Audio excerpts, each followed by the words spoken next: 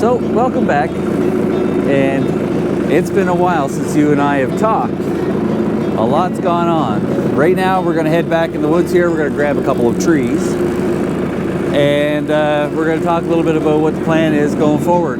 Now, Groundland Rooster Ranch as a location is no longer in existence for this channel. The ranch has been sold, and we've moved on, and it's been months and months since I've talked to anyone there. And we've got new plans, and I'm going to share those plans with you. But first, let's go grab these big logs and see what happens. I got to pull them out because the excavator's coming down here next week.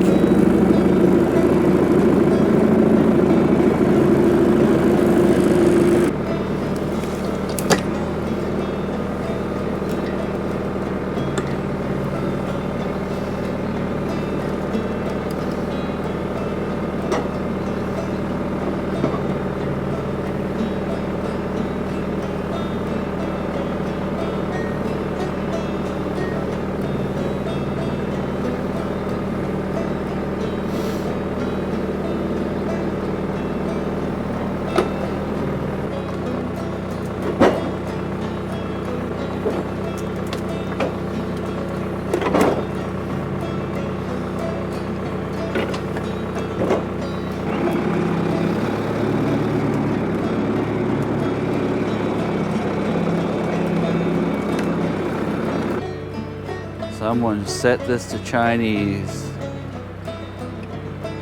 Anyway, so you might be saying to yourself, why would anyone go to all the trouble to save logs like this? And if you look at the two logs, there's actually a couple of rings here. There's the heart of the wood, which, you know, you can see that there's been wormwood in there and stuff. But we may end up throwing these through the sawmill and see what we get out of them.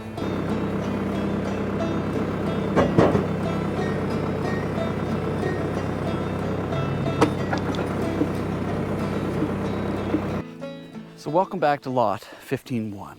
Now you might have recognized this lot if you're a subscriber to the channel already as being associated to the Barndo build, where I did the spray foam insulation, built that solar system for the off-grid power. Well, things have changed dramatically. Without getting into too much details, over the past year, almost just more than a year, I've got divorced. I retired from my job, and my grandfather passed away, which is really important because that's mainly what this property is all about, because the house that I'm living in now used to be my grandfather's. Now, as a result of the divorce, I managed to salvage the Barndo property, which is where our new house is going to be, but I have to kind of do a bunch of things in order to make it suitable to build. It was never intended to be for that reason. So I'm going to show you what I had to do. I had to remove some trees because there's power lines going in, and the power lines from the road, because the Barndo is so far away, they want to put shore power, like road power, all the way in. It's annoying because it requires me to have 40 feet of width, which I have now, but it also means that every pole they put in is for free in order to make it happen. So that's good news. And then I'll get low voltage power to the Barndo, which will be my workshop in the future. So I have a power mast that's been put in by M&M Electric here. And we're waiting for inspection so that it can be hooked up once the power goes in. That's just part of the process.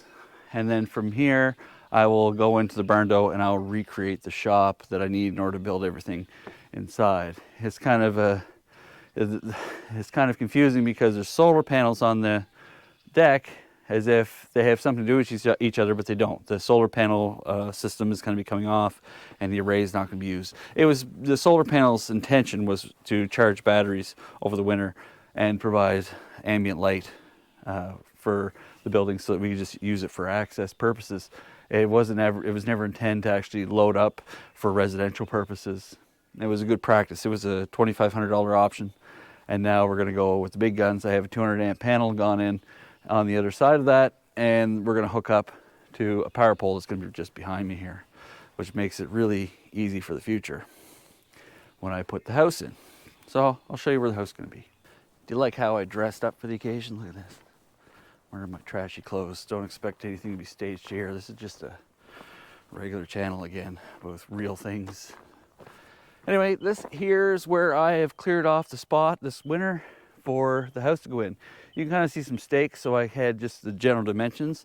The house is going to be 25 by 100. It's on grade, so it's going to be dug into the hill, and it's going to be set back into the hill with the actual house touching the dirt on the back side. It's a unique design. It's based on an Earthship style design with modern building code practices in mind. And I've been going through the process of pricing things out so far. And to my bewilderment, everything is a lot cheaper than I thought it would be for the square footage of this house because of how it's designed. And the most expensive aspect of this is going to be the foundation, which is a frost wall with a poured floor that's going to be finished and hopefully tinted on top of it. And in-floor heating. All the plumbing is going to be buried. So a lot of the major utilities work has to be done before the floor goes in. Once the floor goes in, we're gravy. We're just doing framing, drying, and windows, and then finish work for a few years after that. This build is going to be done by me, so that's a reason that this channel may be of interest to some of you. I'm going to be the general manager, the contractor for most of it, and I'm going to walk you through the process, go through all the hassles of the inspections, and you'll see me explaining myself probably to no less than 24 people over the course of the next few years about why I'm doing what I'm doing and why they should let it be. So nothing too outrageous, but it's just a unique design. I've had a really hard time finding someone to draft up formal blueprints for it, which is, for whatever reason, maybe some of you know someone that would do that. I have everything already drawn out. I'm going to show you my drawings right now, the pictures of them that I have, and you'll see the layout of this as being a 1-bedroom, 1-bathroom with a mudroom and utility room, and it's going to be big, vast, open space. I've priced out the engineered trusses for it already. They're remarkably cheap. Again, 2,500 square foot house, and the engineered trusses for this are right now, with what's going on in the US and Canada, just over $10,000. And the window package for this house, again, the windows are large. There's 11 4x8 windows with different versions of casements and has sliders in them, and 2 3x3 windows, and the package for that has priced out to be about $17,000. I was shocked by that because I thought that it would be more. I do know that the concrete work is going to be more expensive in the end than what I'm really anticipating. It's going to cost a lot of money to get this concrete done, but the concrete is really 50% of the house. So, because of how I have it designed, and you'll see that in the future. Once we get past that, this will fly. Here's the back corner of the house. I'm going to have the excavator here, hopefully the big one, and I'm going to be scrubbing this off, moving a bunch of the stumps and all the litter on top back there to be burnt in a couple years' time. And then I'm going to be grading and leveling this out with the bucket so that it'll be just one level building site. I'm not going to dig the foundation right now because I have to get the plans all firmed up before I decide where I'm going to dig, and I want to do that just before I put the footers in and stuff. So I also have to rename the channel. As I mentioned before, Growl and Rooster Ranch no longer really exists. So we're going to try and come up with something. If you see the name of the channel change in the future, that's what's come up. I'll take suggestions in the comments section below. Of course, I already have the barn door, which is part of that, and I know that the barn door has been a big part of the channel in its latest version, but it doesn't have to be that, and I'm trying to get the kids to come up with something that would be suitable. As for the house is a energy efficiency based design. It puts utility first. Keep your water away from the outside walls. Keep your so it doesn't freeze. Have large windows to collect sunlight in the winter. Have no overhead lights to generate heat inside the house in the winter. Have a lot of ground contact to pull heat out of the ground in the summer and put heat into the ground in the winter.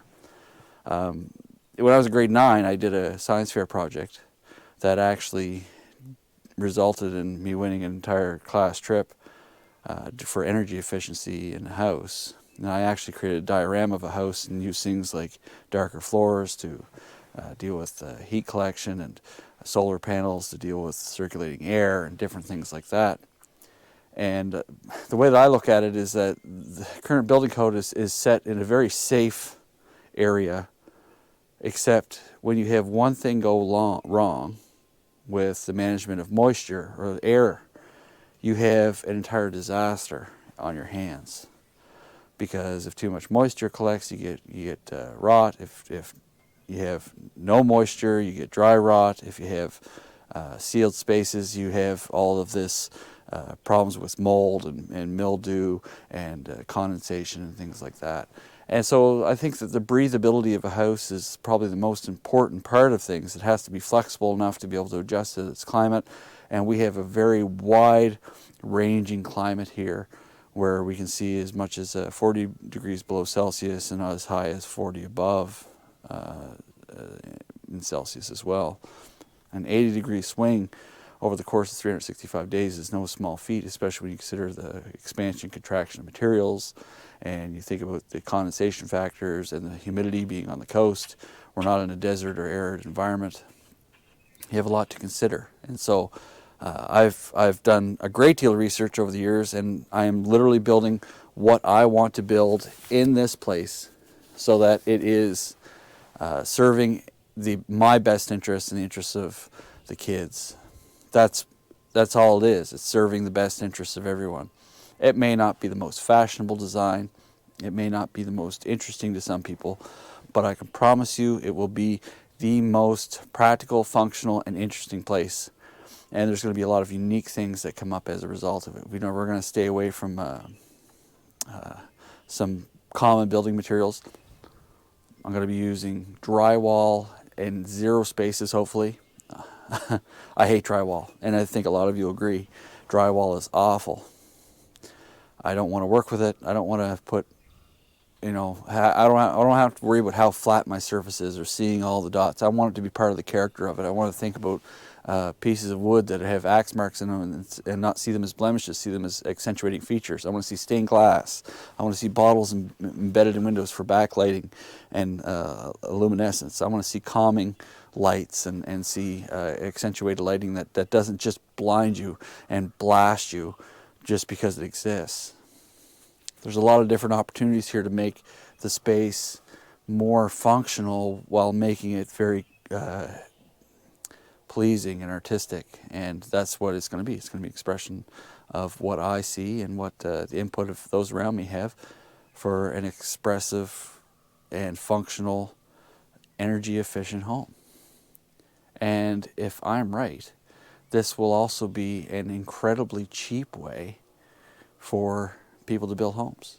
So I could be wrong about that. Things change all the time, but I'm doing the work myself and with the help of others, and I know that a lot of people that would take on this task would have the same environment to work in. So that's been a big part. I know there's going to be questions from a few of you because you guys have been great with your comments about what I do on this channel, and I know that you've been probably a bit, like, where is he gone? He just disappeared, dropped off the face of the earth. Yeah, I did, because of what was going on. It's really heavy.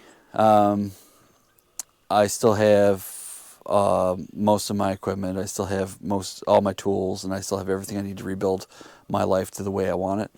I've spent a lot of time working on another motorcycle channel because of the fluidity of the move that I did last year to this place. And right behind you there's a 40-foot shipping container with most of my worldly possessions in it that I have intentions of moving over to the new house down the road whenever I finish it in years to come. But I don't mind any of that. That's not part of I don't have any ego about where I live and how I live. I would rather do what I want to do than do what I have to do in order to make everyone else look at me as if I was successful in the same way I was before a divorce. It doesn't matter. I mean, that's an ego thing more than a personal preference. So I'm doing what I want to do. Every choice I make is mine, and every mistake I make, I'll make in front of you, and I will share it with you so that maybe you learn something from it, and maybe you can see how it goes. There's no prescription for a successful way to conclude a relationship. I mean, I've dealt with it personally through work, and seeing all the different ways that people do things is horrific.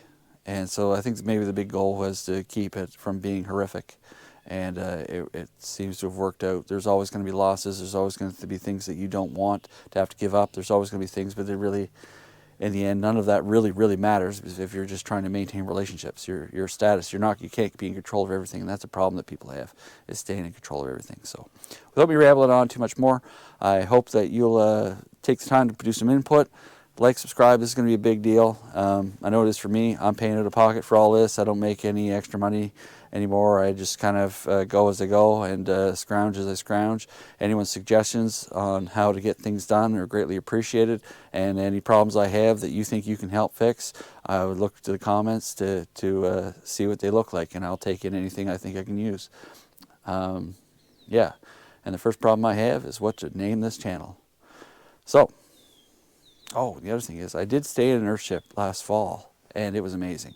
The only big thing I had was, and some Earthships, when you go research them because of this video, or if you have any knowledge about them, is that they have open ground or raised beds in them for planting. I'm going to go do like potted planting for mine, but yeah, the items that were grown inside of the last Earthship I stayed in caused so much condensation that it was an effect of the windows that they were starting to rot.